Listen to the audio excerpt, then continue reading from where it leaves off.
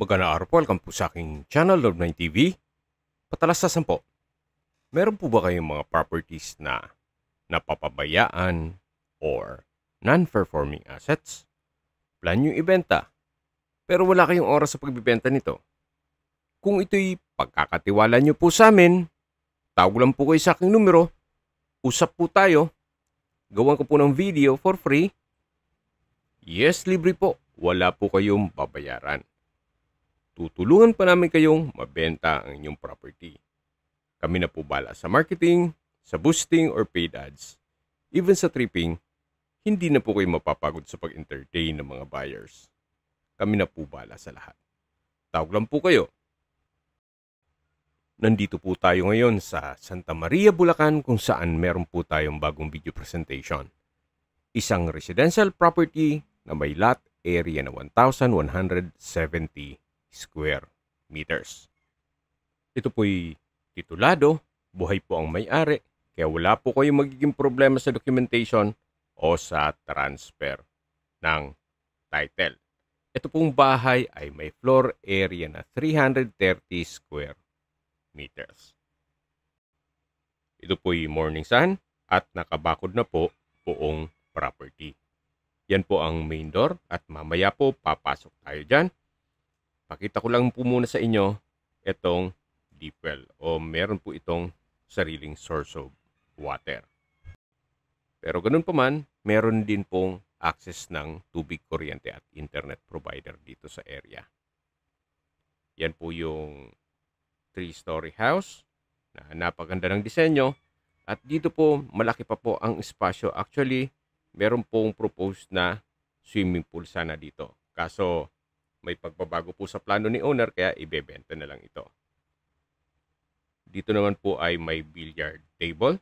Then may hanging lamp. Ito po yung tinutukoy ko na swimming pool. Actually nahukay na.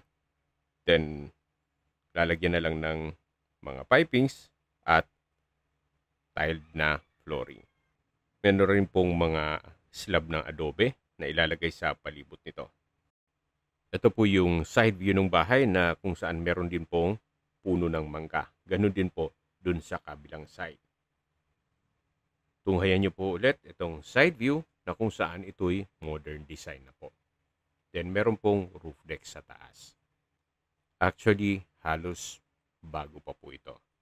Kaya once na maibigyan nyo po ito at ma-acquire nyo, ito'y lilipatan na kaagad o ready for occupancy. Wala na po kayong ipapagawa. Unless na kung gusto nyo magpagawa ng swimming pool, pagpatuloy nyo lang yung ginagawang swimming pool sa dulo, then the rest, okay na po. Yan po, tunghayin nyo po yung pasad. Mula po sa ground floor hanggang third floor po ang glass walls na nag-serves as natural sunlight na rin po yan. Ito na po yung porch o entry area at yan po yung main door. Samahan niyo po ako, pasok po tayo. Welcome po dito sa bahay ni Ma'am at Sir. Ito po'y double high ceiling, may chandelier. Napakalaki ng spasyo nitong living area at salas. At tungkol naman po sa kagamitan, wala pong nabanggit kung kasama ang mga yan. Yan po yung hagdan o stairs. At yan po yung double high ceiling na may chandelier, then may pin lamps.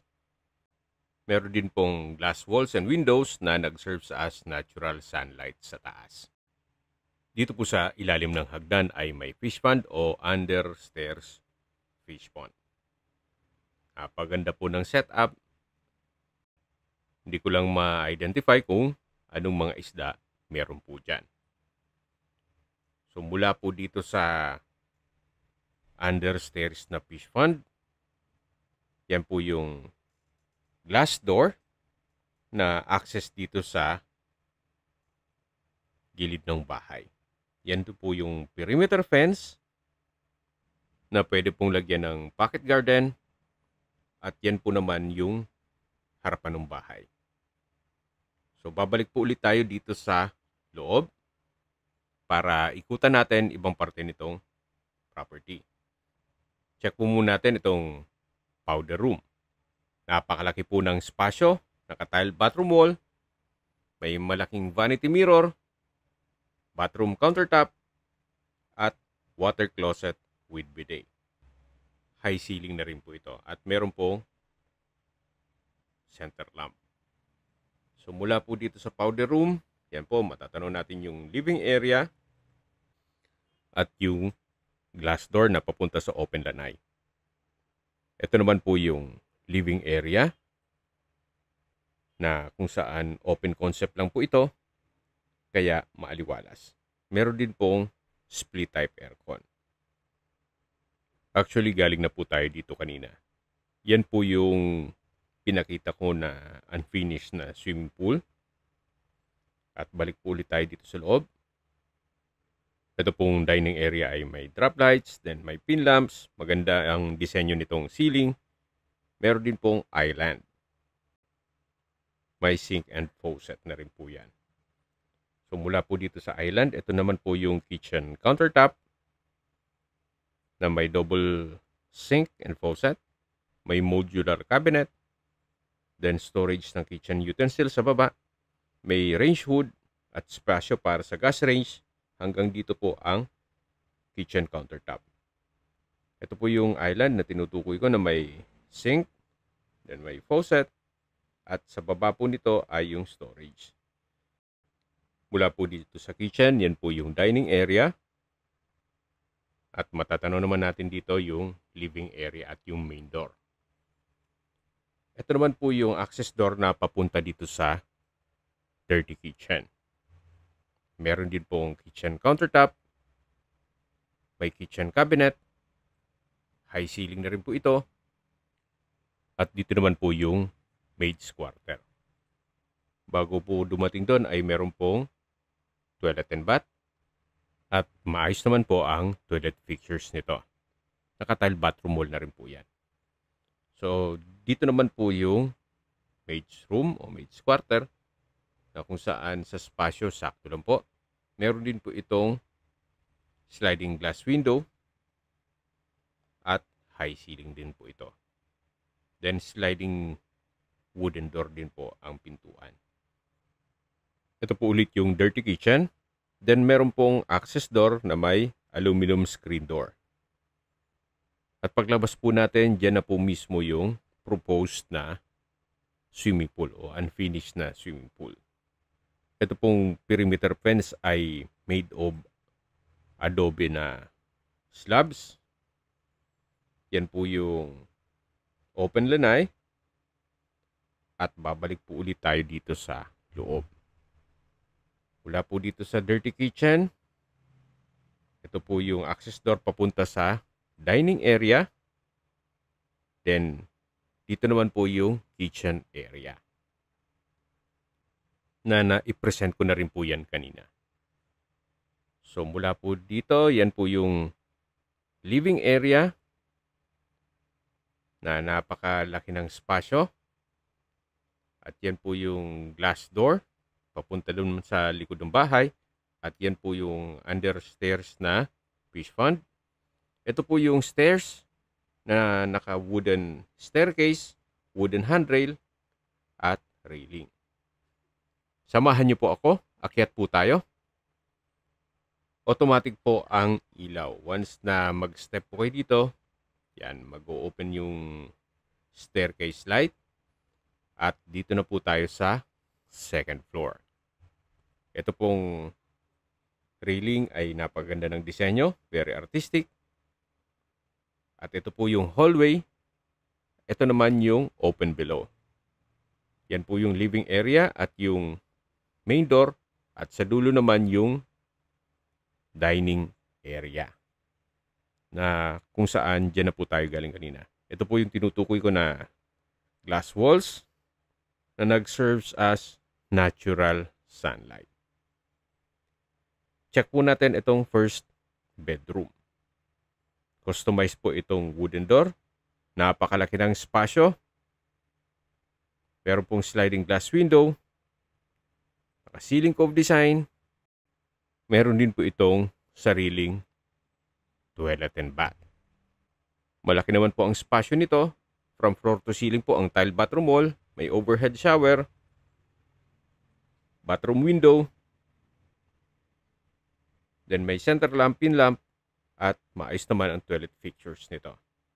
Ito naman po yung access door na papunta naman dito sa balkonahe o terrace, na napakalaki po ng espasyo at ito'y naka-tile flooring.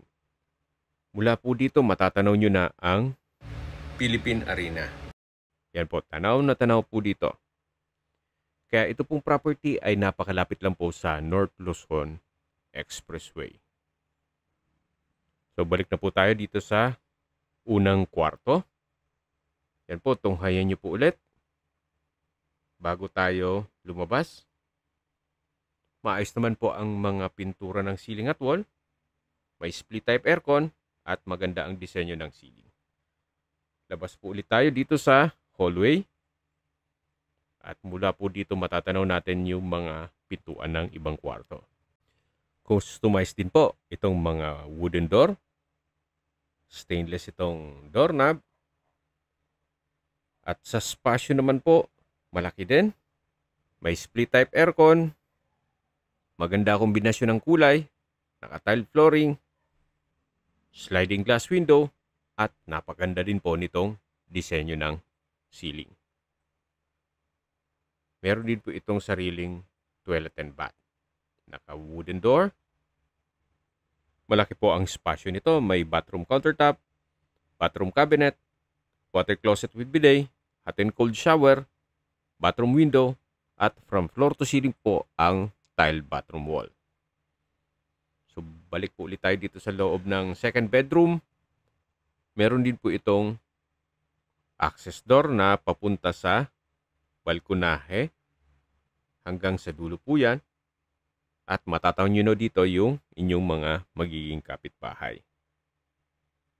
Kahit po dito, tanaw din ang Philippine Arena. Yung kaninang na-zoom na natin. So yan po ay along North Luzon Expressway o NLEX. Ito pong bakanting lote ay hindi na yan kasama dito sa loob ng property binebenta.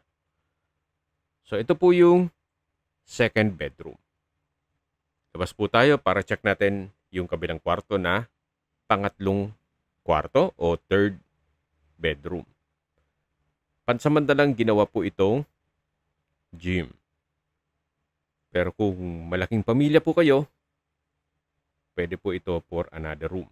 Yan po, naka-ceiling cove design, may center lamp, may split type aircon, at tungkol naman po dito sa mga nakikita nyong kagamitan dito sa loob, wala pong nabanggit sa akin kung kasama po yan. Meron din po itong sariling toilet and bath.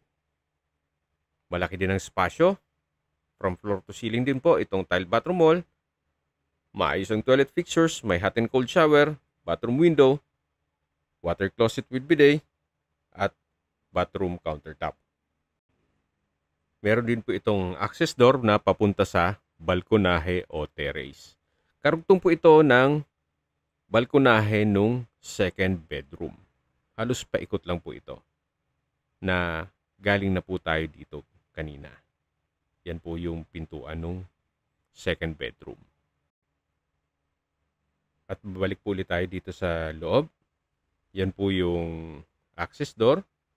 At dito naman yung likod ng bahay na kung saan bakanting lote din po yan.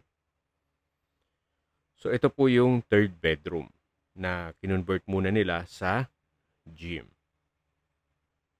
Kaya kung malaking pamilya po kayo, ay pwede pong i-convert din ito sa another bedroom. Ito po yung open below. At yan po yung living area. Nagaling na tayo kanina. Ito pong ceiling ay napakaganda ng disenyo.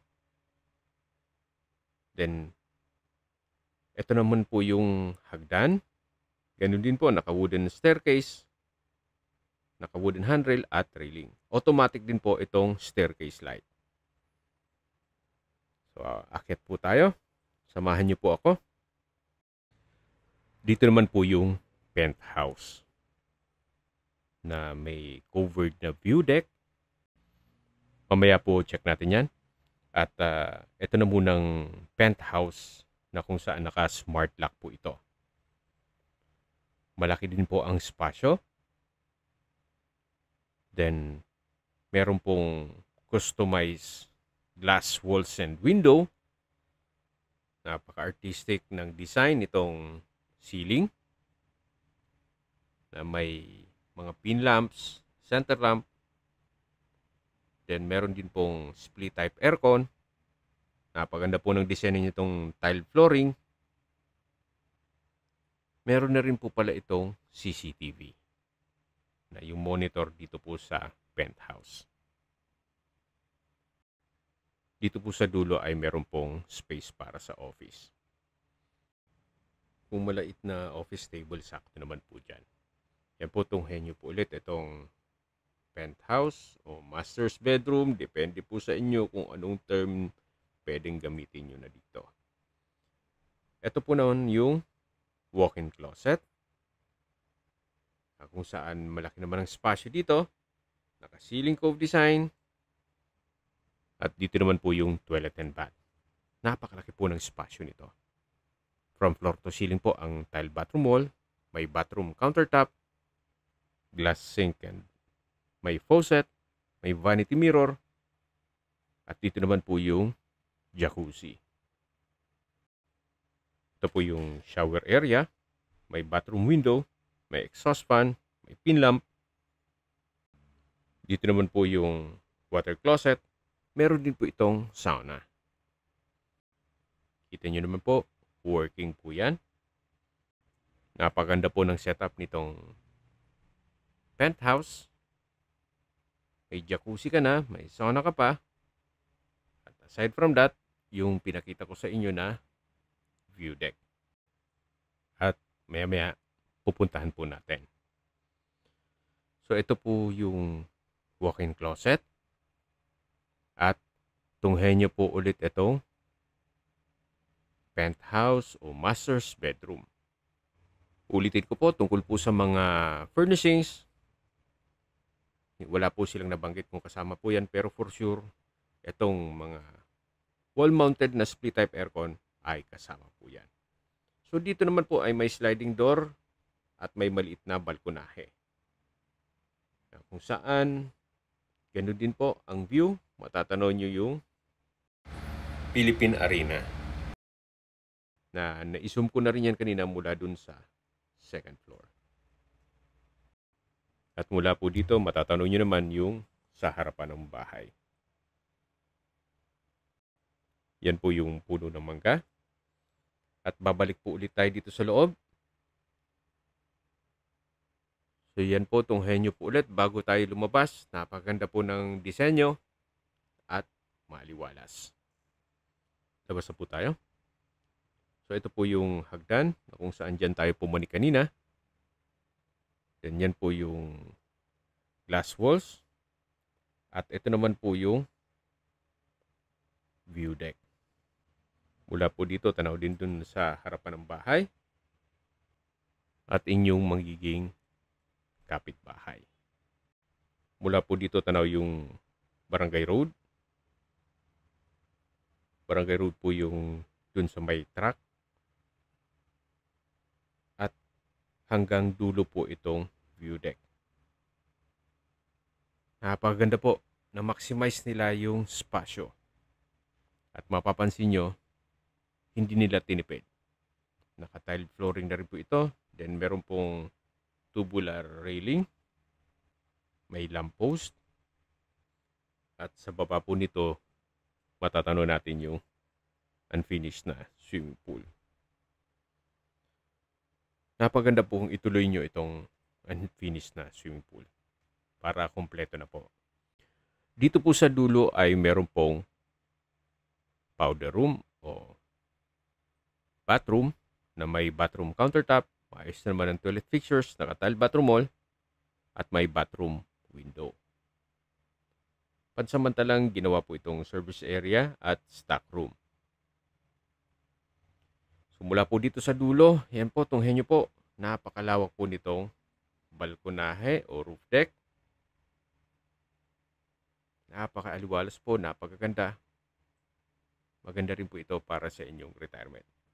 Kung ang issue naman po ay nasa pangatlong palapag, itong penthouse, wala pong problema gawa ng dito po sa Pilipinas ay may mga gumagawa na ng elevator o lifter.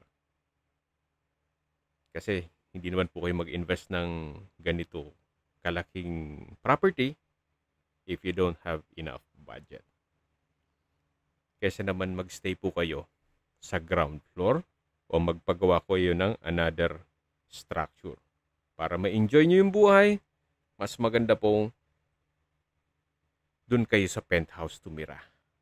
At least relax na relax po kayo at dun yung masasabing eto na yung pinagpaguran nyo. Na for so how many years na nagtatrabaho, ito yung panahon para mag-relax naman kayo. Yan naman po yung opinion ko lang naman. Depende pa rin yan sa assessment nyo dito sa property.